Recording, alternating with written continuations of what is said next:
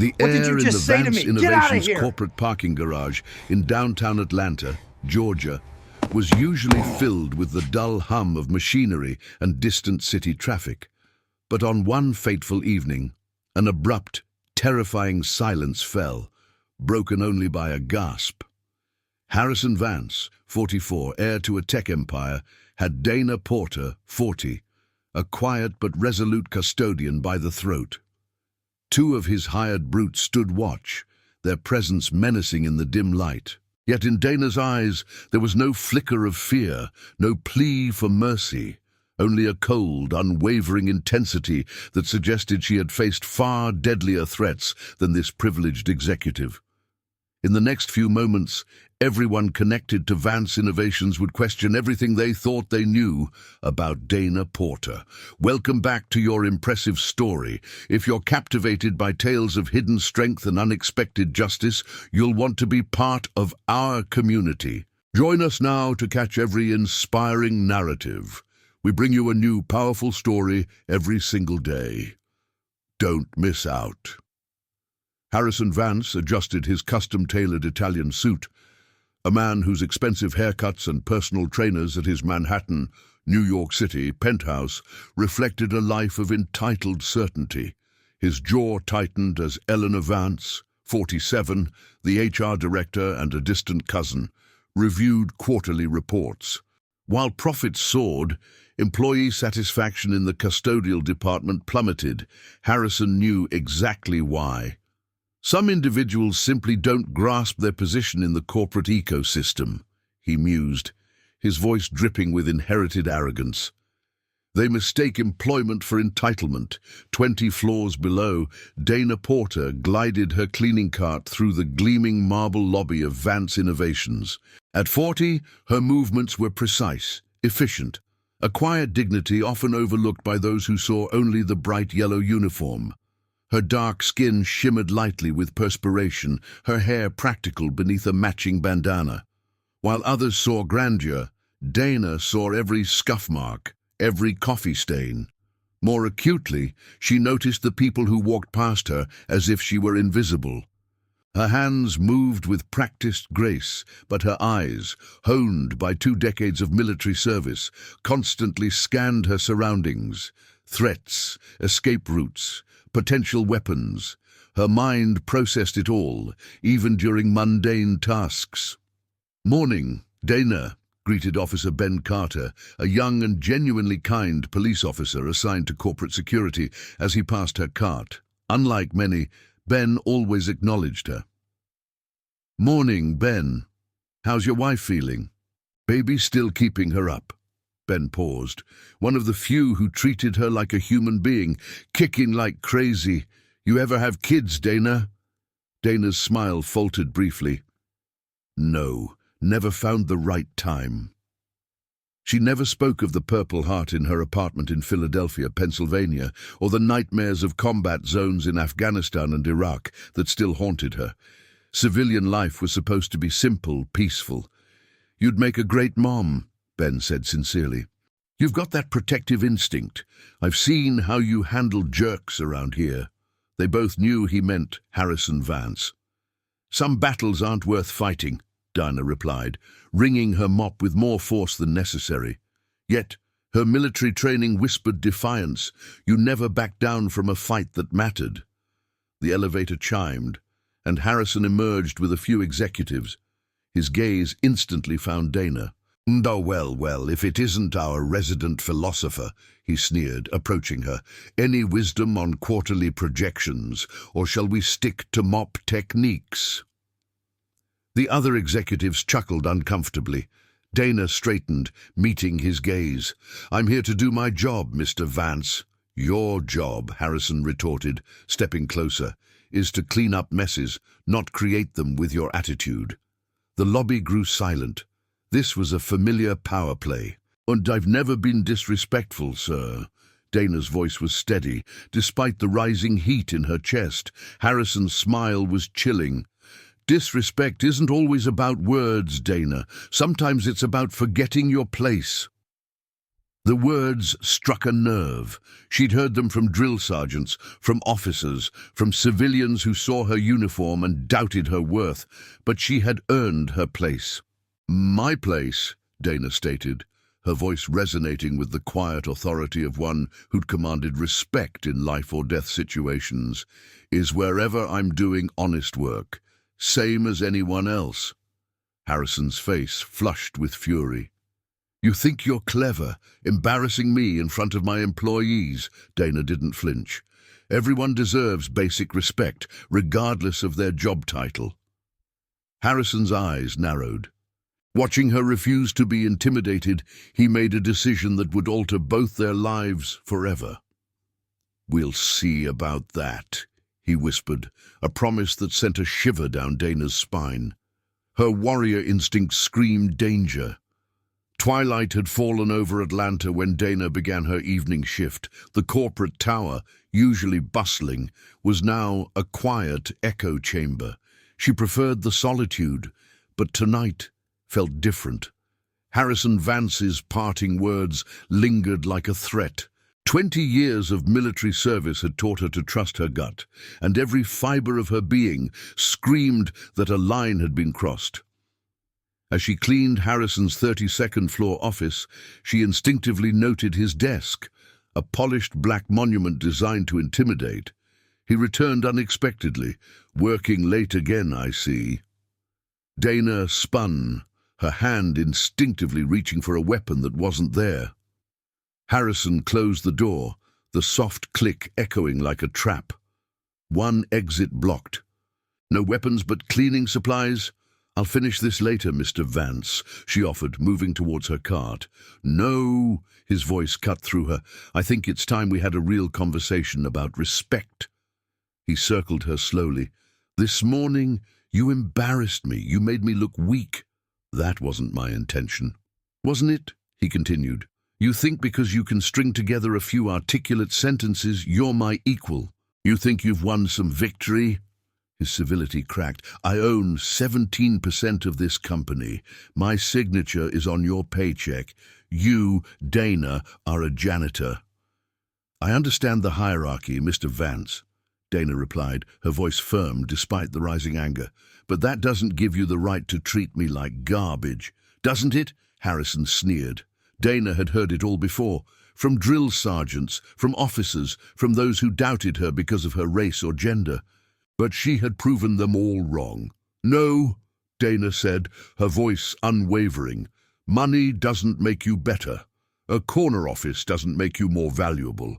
Your position doesn't give you the right to humiliate people who work just as hard as you do." Harrison's face turned scarlet. "You arrogant! Do you have any idea what I could do? One call, and you're unemployed. One word, and you'll never work in this city again." "Then make your call," Dana said quietly. Her calm resolve stunned him. "You're nothing," he roared, his mask completely gone. "You're nobody, invisible." "I matter to me," Dana said simply, "and to the people who love me. That's enough." "We'll see how much you matter when I'm done with you." His threat was clear. "Are you threatening me, Mr. Vance?" "I'm promising you something," he smiled coldly. "You want to play games? Fine. Let's play."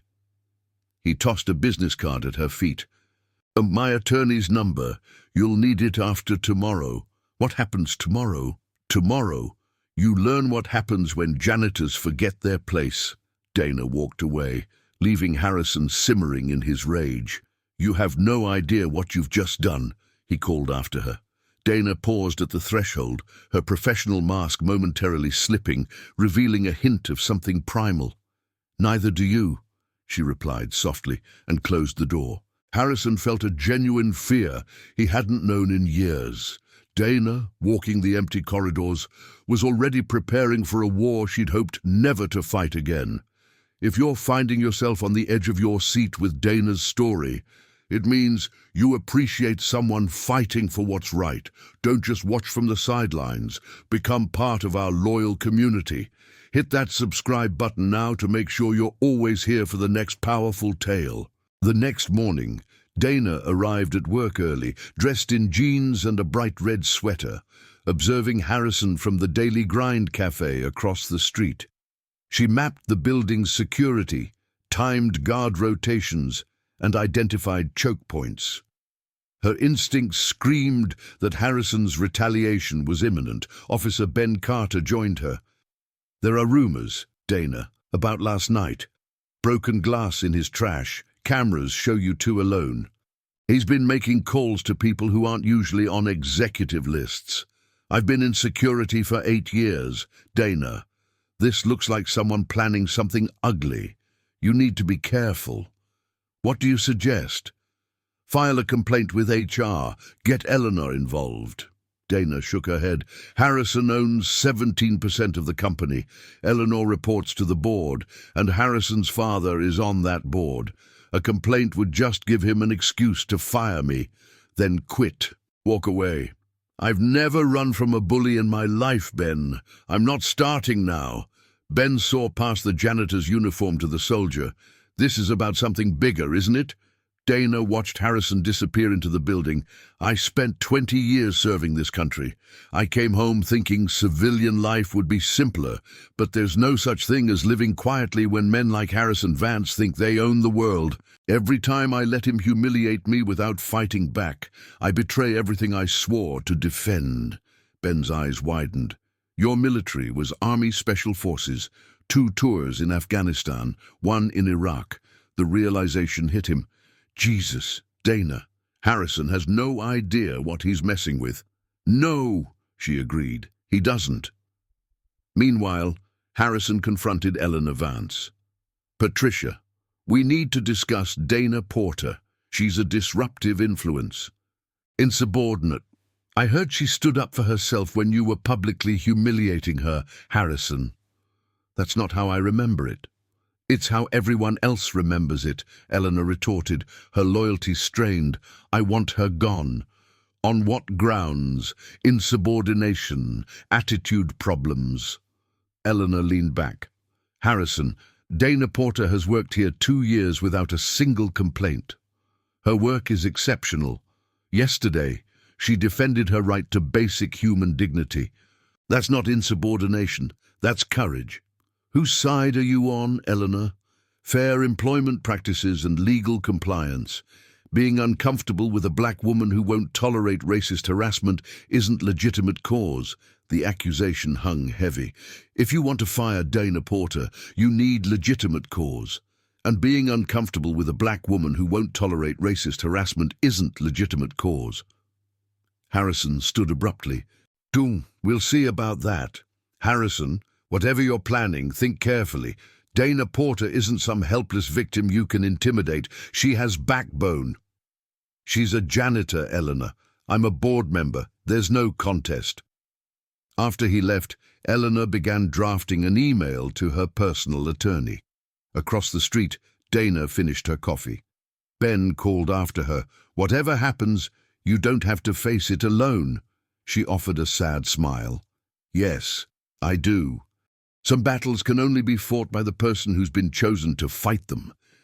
As she walked back, her soldier's heart knew it was preparing for war. The warehouse district south of downtown Atlanta was a skeletal landscape of abandoned textile mills. Here, Harrison Vance met Leo the Lion Moretti, 46, a man whose gravelly voice and 2 hulking associates spoke of a comfort with violence.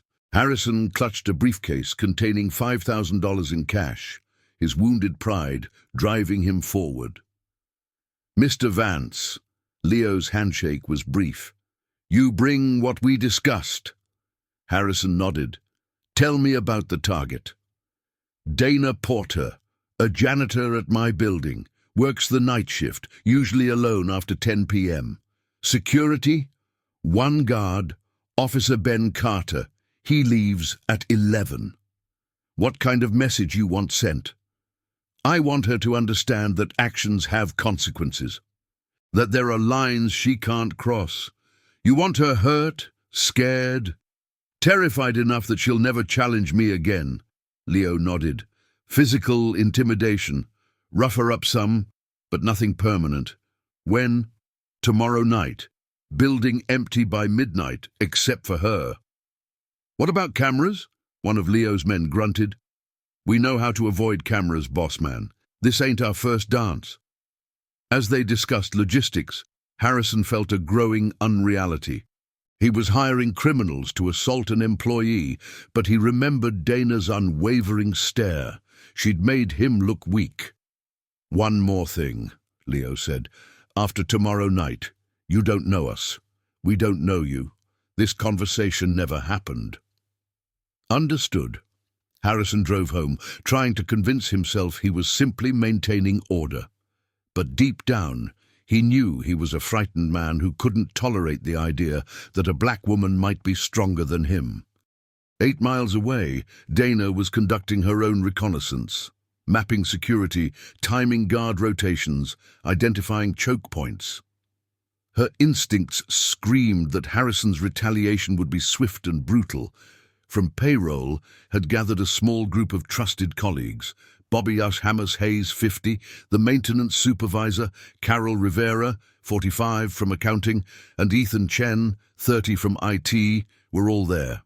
Officer Ben Carter stood by the door, his uniform adding an air of gravity. We all know what's been happening, Chloe began.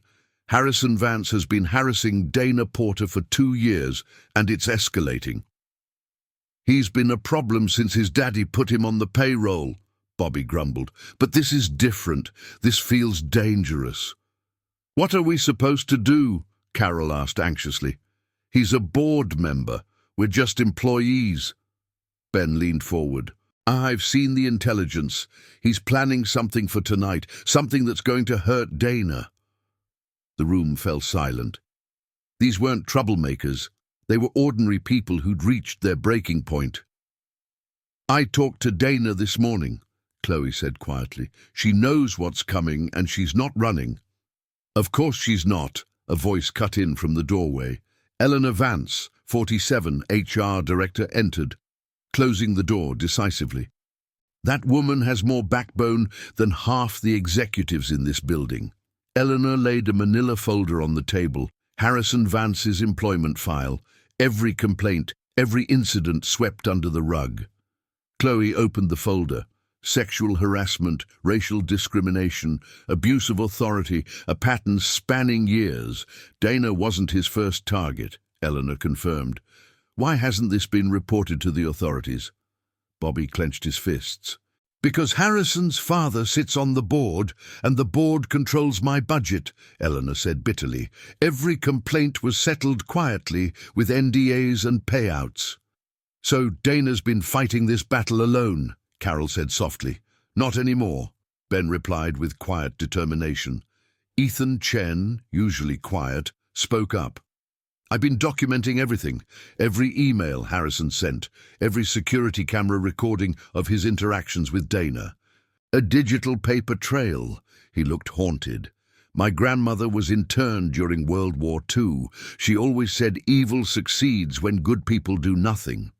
I have an idea, Ben said slowly, but it's risky. It involves all of us. He outlined his plan. They were crossing a line. I'm in, Chloe said without hesitation. Me too, Bobby added. That girl reminds me of my daughter. I won't stand by and watch her get hurt. One by one, they committed. Even Eleanor, who had the most to lose professionally. There's something else you need to know, she said. I called my contact at Channel 7 News. If something happens tonight, they'll be ready. As they dispersed, each carried a new sense of purpose. Dana Porter was no longer facing her tormentor alone. On the 31st floor, Dana was finishing her shift when Harrison Vance emerged from the elevator, his swagger undercut by nervousness. Gate working late again, Dana. Just finishing up, Mr. Vance. They stood in the empty corridor. He probed, perhaps looking for fear. Instead, he saw calm, preparedness. Big night tonight, he said. Yes, it is.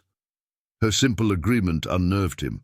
You know, Dana, it doesn't have to be this way. You could apologize. Show proper respect.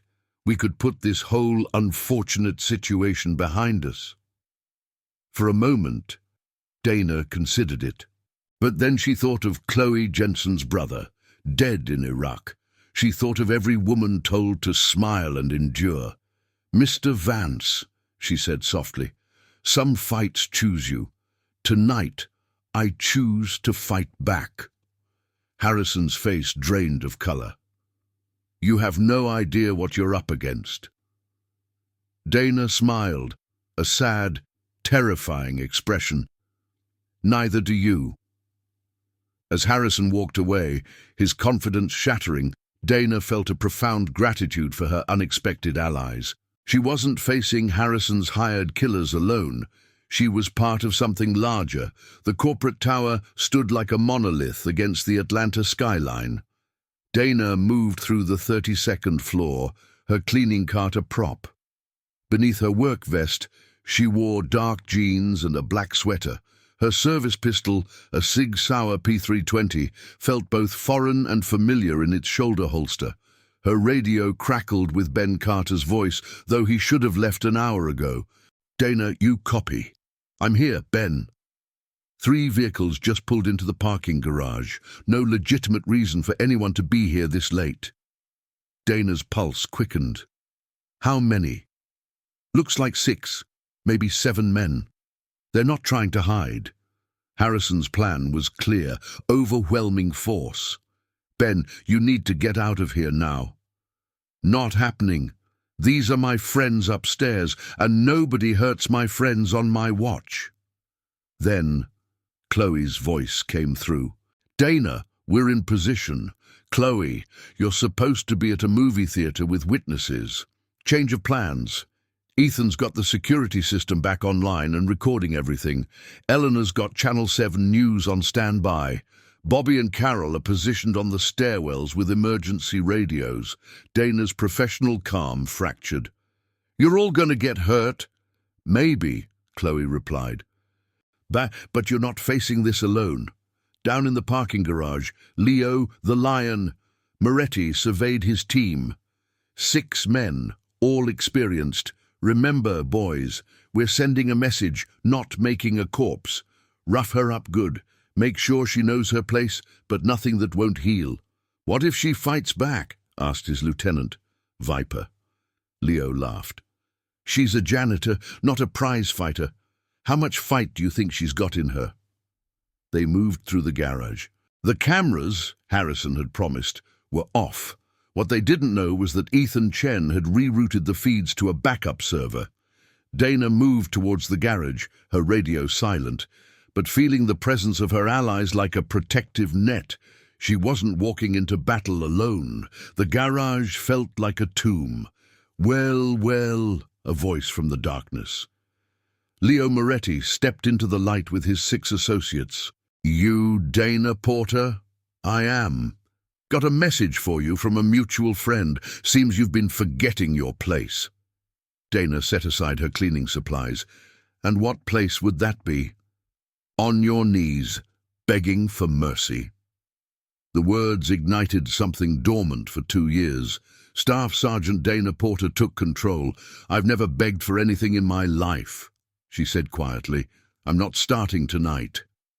Leo's expression hardened. "Oh, boys, I think this lady needs some education about respect." The men closed in. Suddenly, the garage lights blazed. Emergency alarms wailed. Security doors slammed shut. "What the hell?" Viper spun around. Ethan Chen's voice boomed over the PA. "Atlanta police have been notified. Building lockdown in effect. You are all under surveillance and being recorded." Leo cursed. This wasn't supposed to be a complex operation. "Change of plans. We do this fast and get out." But Dana was already moving. 20 years of training kicked in. As the first attacker lunged, she dodged, driving an elbow into his solar plexus. He crumpled, gasping. A second man swung a tire iron. She ducked, sweeping his legs. He crashed into a pillar. "She's got training," Viper shouted, pulling a knife. Leo drew a pistol. "And nobody told us she was military." Harrison Vance's voice crackled over Leo's radio, high-pitched with panic. "I don't care what she is. Finish the job."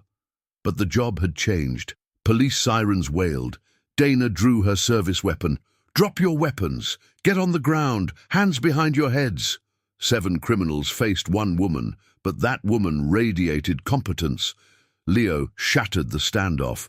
He raised his pistol and fired. Dana dove behind a pillar as bullets exploded concrete. "Take her down!" Leo screamed. The garage erupted into chaos. This was no longer intimidation. This was war. The concrete pillar behind Dana exploded. The garage was a maelstrom of gunshots and echoing screams. 7 years. That's how long it had been since Staff Sergeant Dana Porter had been in active combat. Yet, the cold calm of a professional warrior settled over her. "Fan out!" Leo's voice cut through.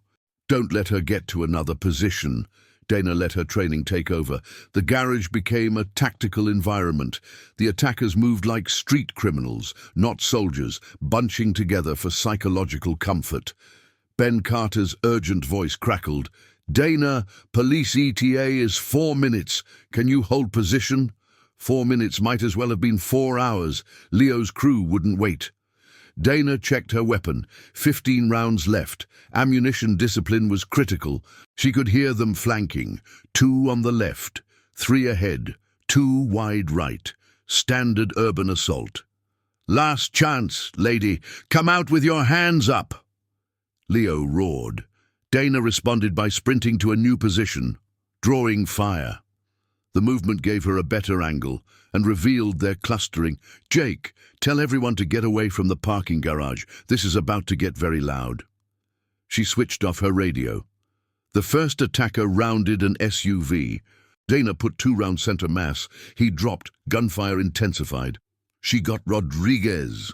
Dana was already moving, using parked cars as cover, anticipating their next move. An attacker with an AK-47 emerged. Dana put 3 rounds into his center mass. He fell. 5 left. Dana sprinted in a zigzag pattern, diving behind a maintenance cart. That's when she saw the fire suppression system. She aimed carefully at a sprinkler head and fired. The pipe ruptured, sending a high-pressure stream of water cascading down. The garage flooded. Footing became treacherous. Emergency lighting blazed, eliminating shadows. Fire alarms wailed. Building lockdown trapped the attackers. "What the hell is happening?" Leo's voice was pure panic. "Find her, kill her, and let's get out of here." But finding Dana Porter was impossible. She moved like a ghost. The third attacker died climbing a car roof. 4 left. Leo was realizing his catastrophic error. This wasn't a helpless victim. She was a trained killer. "This is insane," Viper whispered. "How is she doing this?" "I don't care how," Leo snarled. "We're finishing this job." "Boss, we gotta go. Cops are gonna be here any second." But Leo had a reputation. Nobody leaves until she's dead. "New plan," he told Viper. "We go loud, full auto spray, and pray. Pin her until the cops get here. Then we surrender and lawyer up." The 2 opened fire, turning the garage into a shooting gallery, but Dinah had climbed. From the utility walkway along the ceiling, she had a clear view. Viper died with 2 precise shots to the head. Leo found himself alone. "Where are you?" he screamed. "Show yourself." Dana's voice, amplified by the concrete, seemed to come from everywhere. "You came here to hurt an innocent woman? You want to know what my place is? My place is standing between predators like you and the people you'd hurt." "I'll kill you!" Leo screamed, firing wildly. "No!" Dana replied with calm finality. "You won't!" The single gunshot echoed. Leo's body splashed into the polluted water. 7 men, crime scene evidence by one woman who'd refused to be victimized. The police swarmed the garage. Detective Ray Williams, 20 years in homicide, was unprepared for the scene. 7 bodies, weapons, and one calm, middle-aged black woman in a janitor's uniform. "Ma'am, I'm Detective Williams. Are you Dana Porter?" "I am." "Can you tell me what happened?" 7 armed men attempted to assault me. I defended myself. 7 against 1. "Yes, sir." "Ma'am, what's your background?"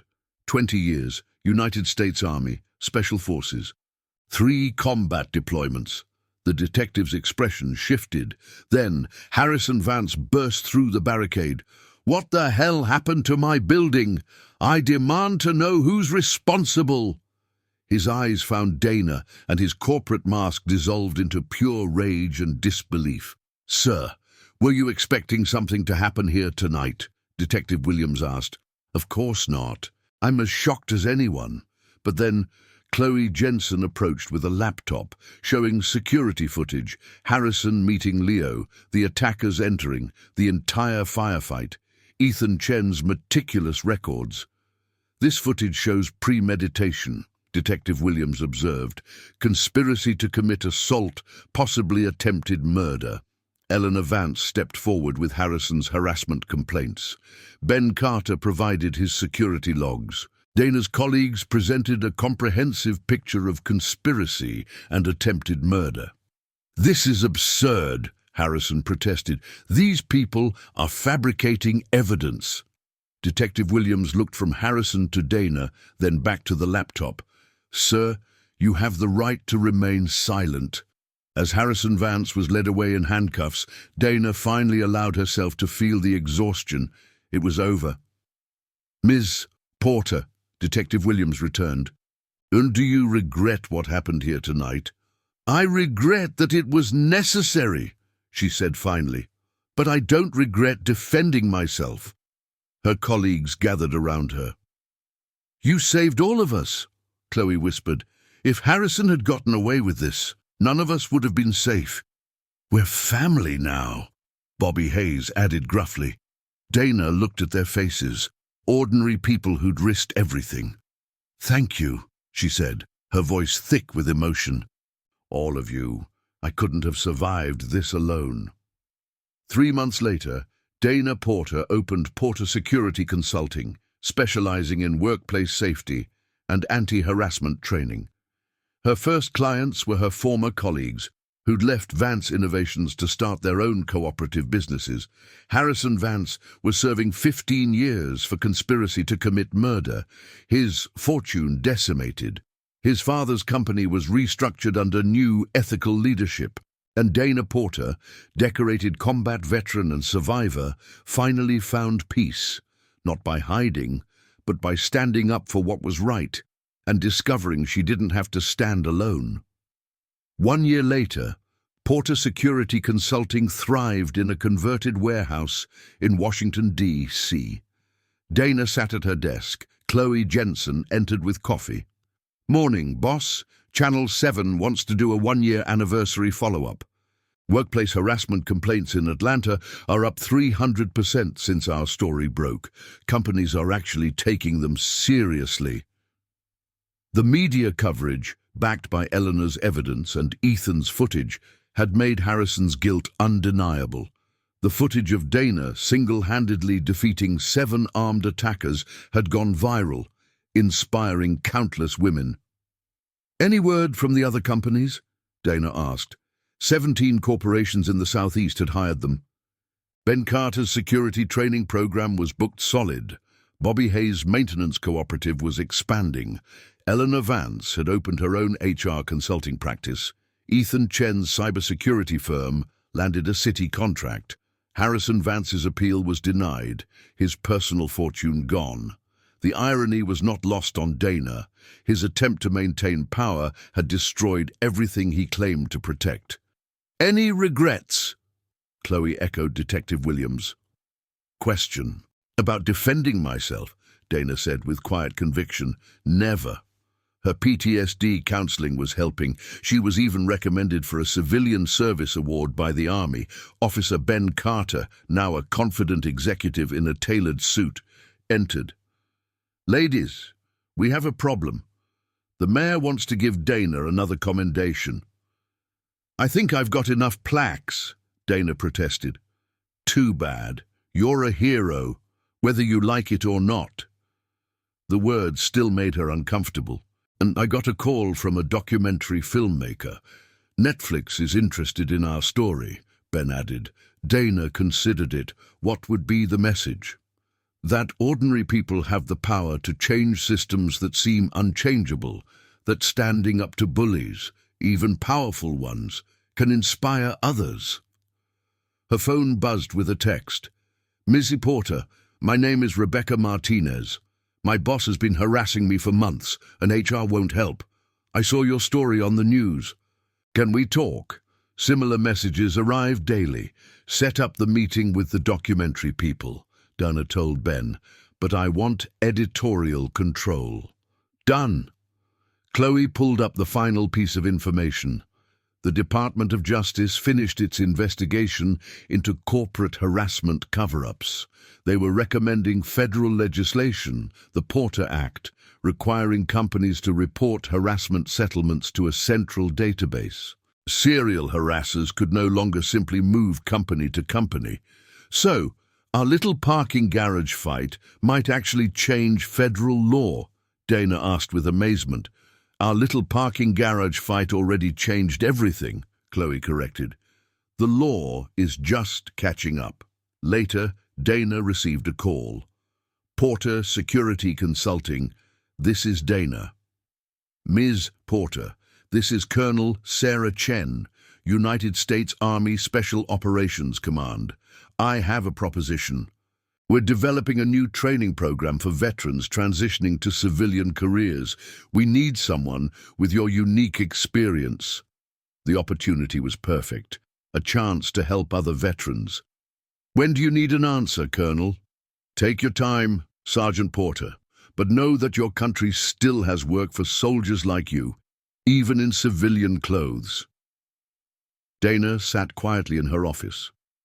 A year ago, she had been invisible, powerless. Now she was building something that mattered. The cost had been enormous, 7 lives lost, trauma that would require ongoing management, but the result was a world where workplace predators faced real consequences, where victims found courage, where systems designed to protect the powerful were being challenged and changed. "So, what's the verdict on the documentary?" Chloe asked. Dana smiled. "Tell them yes, but make sure they understand something. This story isn't about one woman's fight against one bad man. It's about what happens when ordinary people decide they deserve better than the world they've been given, and then they go out and build it themselves." As the sun set over Atlanta, Dana Porter looked out at the city that had witnessed her transformation from victim to victor. Tomorrow would bring new challenges, new people seeking help, new opportunities to turn individual courage into collective change. If this story ignited a spark in you, then you're truly part of our community. Don't let the inspiration end here. Hit that subscribe button now so you don't miss any of our upcoming videos. We've got more powerful, mind-blowing stories waiting for you. Click the video on your screen right now and continue your journey with us.